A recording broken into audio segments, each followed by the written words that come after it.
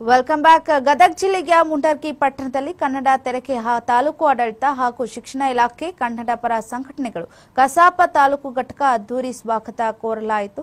ಕರ್ನಾಟಕ 50ರ ಸಂಭ್ರಮ ನಿಮಿತ್ತವಾಗಿ ಇಂದು ಮುಂಡರ್ಗಿ ತಹಸೀಲ್ದಾರ್ ಕಚೇರಿಯ ಆವರಣದಲ್ಲಿ ಕನ್ನಡ ತೇರು ಆಗಮಿಸಿತ್ತು. ತಾಯಿ ಭುವನೇಶ್ವರಿ ಹೂವಿನ ಹಾರ ಹಾಕಿ ಪೂಜೆ ಮಾಡಿದ್ರು.